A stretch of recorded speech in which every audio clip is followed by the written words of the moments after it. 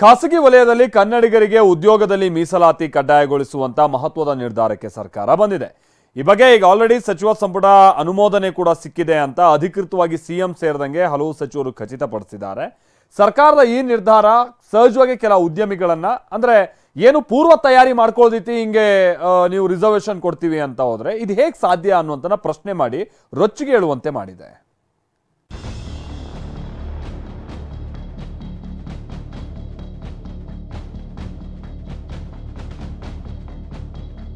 ಕಾಂಗ್ರೆಸ್ ಸರ್ಕಾರ ಕನ್ನಡಿಗರ ಸ್ವಾಭಿಮಾನವನ್ನು ಎತ್ತಿಡಬೇಕು ಅಂತೇಳಿ ಅಧಿಕಾರಕ್ಕೆ ಬಂದಿದೆ.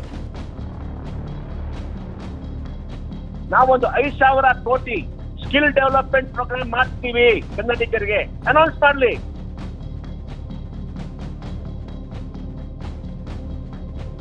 ಸರ್ಕಾರ ದುಡ್ಡು ಕೊಡುತ್ತೆ, ನಿಮಗೆ ಯಾವ ರೀತಿ ಸ್ಕಿಲ್ ಬೇಕೋ ಆ ರೀತಿ ಸ್ಕಿಲ್ಗೆ ನಾವು ದುಡ್ಡು ಕೊಡ್ತೀವಿ. ಸಿಹಿ ಸುದ್ದಿ, ಕನ್ನಡಿಗರಿಗೆ ಸರ್ಕಾರದಿಂದ ಸಿಕ್ತು ಸಂತೋಷದ ಸಿಹಿ ಸುದ್ದಿ. ಉದ್ಯೋಗ ಅಂತ ಪರದಾಡುವವರಿಗೂ ಕೊಂಚ ನಿರಾಳ, ಮಾತು ಕೇಳದವರಿಗೆ ದಂಡಾಸ್ತ್ರದ ಬಾಣ. ಖಾಸಗಿ ವಲಯದ ಉದ್ಯೋಗಗಳಿಗಾಗಿ ಅಲೆದಾಡ್ತಾ ಇರುವವರ ಸಂಕಷ್ಟಕ್ಕೆ ಸರ್ಕಾರವೇ ದಾರಿ ಮಾಡಿಕೊಟ್ಟಿದೆ.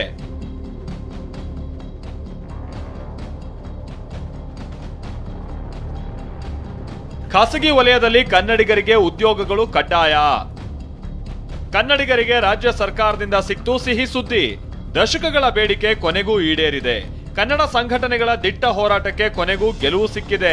ಸಚಿವ ಸಂಪುಟ ಸಭೆಯಲ್ಲಿ ಕರ್ನಾಟಕ ರಾಜ್ಯ ಉದ್ಯೋಗ ಮಸೂದೆ ಮಂಡನೆಗೆ ಒಪ್ಪಿಗೆ ಸಿಕ್ಕಿದ್ದು ಅಧಿವೇಶನದಲ್ಲಿ ಖುದ್ದು ಸಿಎಂ ಸಿದ್ದರಾಮಯ್ಯನವರೇ ಮಂಡಿಸಲಿದ್ದಾರೆ. ಹಾಗಾದ್ರೆ ಏನಿದು ವಿಧೇಯಕ ನಿಯಮಗಳೇನೇನು ಅಂತೀರಾ? ಅದನ್ನೇ ಎಳೆ ಎಳೆಯಾಗಿ ತೋರಿಸ್ತೀವಿ ನೋಡಿ.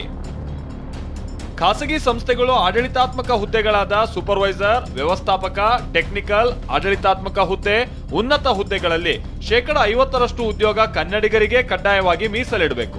ನಾನ್ ಮ್ಯಾನೇಜ್ಮೆಂಟ್ ನಲ್ಲೂ ಉದ್ಯೋಗವನ್ನ ಕಡ್ಡಾಯವಾಗಿ ಮೀಸಲಿಡಬೇಕು.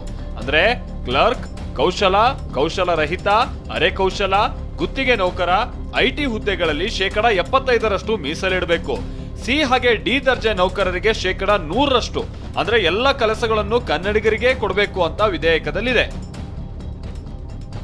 ಇನ್ನು ಉದ್ಯೋಗ ಪಡೆಯೋದಕ್ಕೆ ಏನೇನ್ ಅರ್ಹತೆ ಇರಬೇಕಾಗುತ್ತೆ ಅನ್ನೋದನ್ನ ನೋಡೋದಾದ್ರೆ, ಕರ್ನಾಟಕದಲ್ಲಿ ಹುಟ್ಟಿದವರು ಉದ್ಯೋಗ ಪಡೆಯೋದಕ್ಕೆ ಅರ್ಹರಾಗಿರ್ತಾರೆ. ರಾಜ್ಯದಲ್ಲಿ ಕಳೆದ 15 ವರ್ಷಗಳಿಂದ ವಾಸ ಮಾಡ್ತಾ ಇರಬೇಕು. ಕನ್ನಡ ಓದೋಕೆ, ಬರೆಯೋಕೆ ಹಾಗೆ ಮಾತನಾಡೋದಕ್ಕೆ ಬರಬೇಕು. ನೋಡಲ್ ಏಜೆನ್ಸಿ ನಡೆಸುವ ಪರೀಕ್ಷೆಯಲ್ಲಿ ಪಾಸ್ ಆಗಿರಬೇಕು. ಕನ್ನಡ ಭಾಷಾ ಪರೀಕ್ಷೆಗಳಲ್ಲಿ ಉತ್ತೀರ್ಣರಾಗುವವರು ಖಾಸಗಿ ಸಂಸ್ಥೆಗಳಲ್ಲಿ ಮೀಸಲಿಡುವ ಕಡ್ಡಾಯ ಕೆಲಸಗಳನ್ನ ಪಡೆಯಬಹುದಾಗಿದೆ.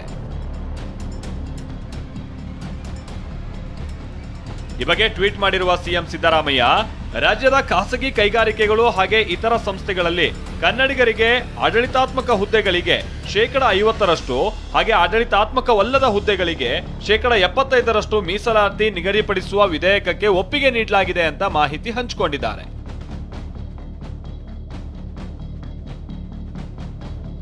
ರಾಜ್ಯದ ಖಾಸಗಿ ಕೈಗಾರಿಕೆಗಳು ಹಾಗೂ ಇತರೆ ಸಂಸ್ಥೆಗಳಲ್ಲಿ ಕನ್ನಡಿಗರಿಗೆ ಆಡಳಿತಾತ್ಮಕ ಹುದ್ದೆಗಳಿಗೆ 50% ಹಾಗೂ ಆಡಳಿತಾತ್ಮಕವಲ್ಲದ ಹುದ್ದೆಗಳಿಗೆ 25% ಮೀಸಲಾತಿ ನಿಗದಿಪಡಿಸುವ ವಿಧೇಯಕಕ್ಕೆ ಸೋಮವಾರ ನಡೆದ ಸಚಿವ ಸಂಪುಟ ಸಭೆಯು ಒಪ್ಪಿಗೆ ನೀಡಿದೆ.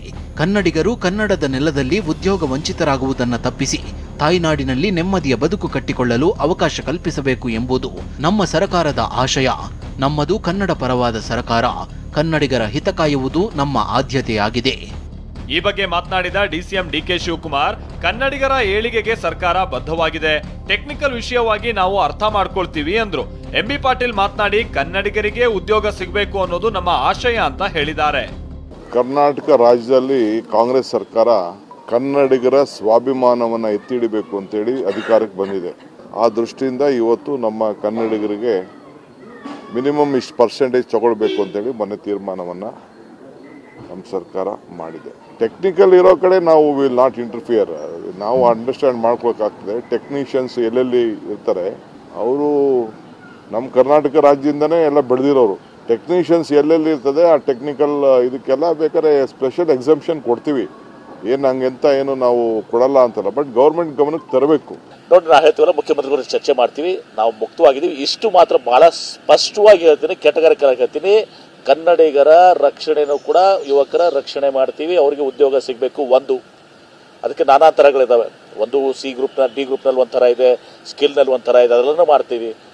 ಇಂಡಸ್ಟ್ರೀಸ್ ಕೂಡ ನಾವು ಚರ್ಚೆ ಮಾಡ್ತೀವಿ. ಅವರ ಹಿತಾಸಕ್ತಿಗಳು ಯಾವುದೇ ಒಂದು ಎಳ್ಳಷ್ಟು ಕೂಡ ಧಕ್ಕೆ ಬರಲಾರ್ದಾಗೆ ಅವರ ರಕ್ಷಣೆಯನ್ನು ಕೂಡ ನಾವು ಬಹಳ ಸ್ಪಷ್ಟವಾಗಿ ಮಾಡ್ತೀವಿ. Will not lose that. ಸರ್ಕಾರದ ನಿರ್ಧಾರಕ್ಕೆ ಉದ್ಯಮಿ ಮೋಹನ್ ದಾಸ್ ಪೈ ಆಕ್ರೋಶ ವ್ಯಕ್ತಪಡಿಸಿದ್ದಾರೆ. ಸರ್ಕಾರ ಮೊದಲು ಕೌಶಲ್ಯ ಅಭಿವೃದ್ಧಿಗೆ ಮುಂದಾಗಬೇಕು, 2,000 ಕೋಟಿ ಖರ್ಚು ಮಾಡಲಿ ಅಂತ ಹೇಳಿದ್ದಾರೆ.